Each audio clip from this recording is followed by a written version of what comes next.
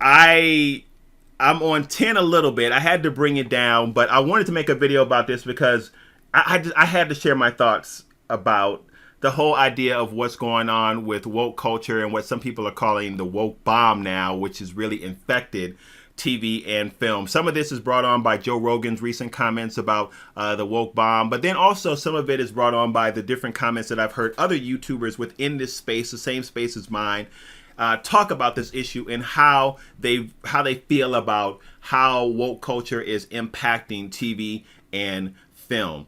And I need your comments in this because I'm really looking for different contextual perspectives here, because what you're going to get is my perspective. It's my context, and that's been influenced by a lot of things. What I've gone through socially, historically, all those things are part of my framework, and they give me a certain ideology or idea when talking about this subject. But for you, it's going to be the same thing. It's going to be your framework, your background, our echo chambers, who we listen to, all of those different things, where we live, all of those different things influence our outlook and how we see this issue of woke culture, in particular with how it relates to TV and film. So please make sure you comment, listen to this whole video. I appreciate it. No cuts, no edits or anything with this. It's just going to be me having a conversation with you because I need you to help me work through this. So it makes me mad, Darksiders, honestly, when I hear people talk about attacking woke culture as if it's some kind of hazardous violation or cancer in our TV and film. I feel like we're being snowed a little bit here, honestly, Darksiders, because it seems like what they would have you think is that all of a sudden we've got this onslaught, this attack, really, on TV and film, where they're trying to interject and introduce all of these racial, social, and cultural issues and force them down our throats as it relates to the entertainment. And when I hear people talk about that and then say comments like, listen, we don't really need all of that. Forget the woke. I'm not going to say it. You all notice I don't curse on the channel, but forget the woke stuff and just make good TV shows, just make good movies. And if they're good, they're going to be accessible to a wide range of the fan base. Diversity won't be an issue. Everybody will enjoy them. To some extent, that is true. I'm going to touch on that in a second. But then to another extent, that's a problem. And I'm going to tell you why. But first off, let me talk about the snow job that's going on here, because you all are probably aware that it is not new that TV and film deals with social and political and even racial issues. I want to read to you a list of movies I have here, and I want you to note the year that these movies came out in. 9 to 5, 1980. Fast Times at Ridgemont High, 1982. The Wizard of Oz, 1939. The Wiz, 1978. Imitation of Life, 1959. Star Wars, 1977. Mississippi Burning, 1988. Here's the truth of the matter, Darksiders. Art always imitates life, and it's no different than TV and film. Everything I've read there was introducing or dealing with a topic that was going on either socially at the time or that had either been a prominent topic historically. Art has always imitated life. It's not just with TV and film. It's with music. It's with all of that kind of good stuff. That's why when you hear most artists talk about the inspiration for that song, why did you make that song? Because it was something that was going on currently in their life. Art imitates life. And it's always been that way. Now, I only bring this point up because some would have you believe that this is such a recent attack on our TV and films that we can't let it stand. That almost as if in the past, all they worried about was making good movies and that's it. And everybody seemed to love them. Art has always imitated life. They've always dealt with social, political, racial issues in films as well. And that's in the past too. Now, I'm not lost on the fact that this is really ratcheted up because the political and social climate here has really taken hold of words like woke culture, cancel culture, and things like that. And they politicize them and use them in separate echo chambers, right? I'm trying to get both my hands right. Echo chambers, right?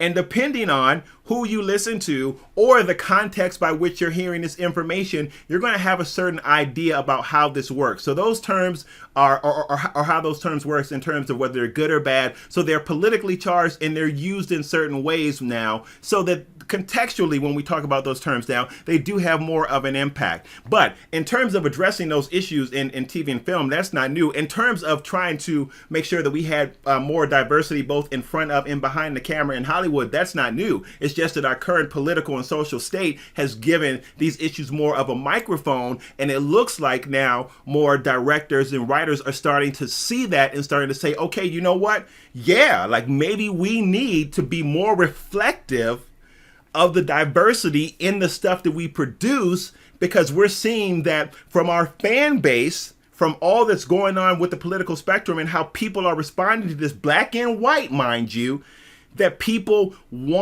are concerned about these social issues. So we should reflect that in what we're doing. That to me is no problem. So when people say that they have a problem with woke culture, and if it's the case that our writers and directors, and I'm not talking about withstanding the fact of money and all that, let's set all that aside. Some people are going to say, Al, this is just about a power grab, money grab. If it wasn't any money involved, then they wouldn't be doing that. I do think that that is probably true to the higher ups, the folks that greenlight movies, but I don't necessarily think that that's true on the smaller levels with the intent of writers and directors that want to do certain things in their movies. I don't think that that's true. So here's my point. If they're saying that we see you, we hear what's going on societally, we are going to respond to that and reflect more variance, more diversity, more cultural diversity in our storytelling, in who we put in front of the camera and who we put behind the camera.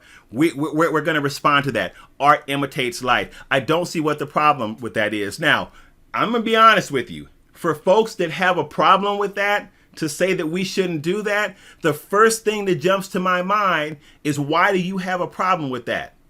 Like, what's the issue with that? Why?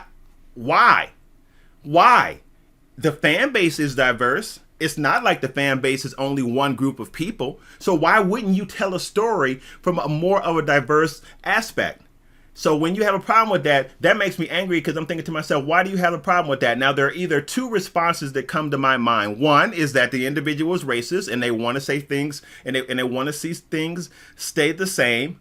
Or two, the individual just doesn't like to be reminded of the difficulty of how controversial it is, of how hard it is to listen to watch, to see things that attach themselves or address racial issues, especially when that controversy deals with a group of people that are also part of the fan base, and we're looking at these hard to talk about issues and seeing them in our shows, and it's just hard for folks to deal with. That's the second reason why folks might not want to watch it. That's what I can think of. Those are the two reasons, either what I just mentioned or it's just race and people just want more of the same. So that's what I see. But I think that to the extent that it's done, I think that it's a good idea. Now, how you do it is important. Because some people say, listen, hey, Al, I'm all good, man. Like, I don't mind seeing the variance of diversity in our shows. And these are part of the dark side. Dark sides are the part of the dark side of the community that are white. They said, it's cool, man, but I don't want to feel like it's being forced down my throat. So I think in response to that, I would say two things. I think that some of that is, again, a matter of context, just a matter, again, of how we perceive things to be. And some of that is also how we are affected by the messaging that goes on that we see. You know, if we're constantly listening to things that would suggest they're trying to force it down your throat, and you're hearing that over and over again, your response reaction to that might be, when you see it, is, yeah, they are trying to force it down our throat. But other people that might see that in a different way, in a different context, that has different messaging attached to it, might not see it the same way. So that's why I'm saying context matters there.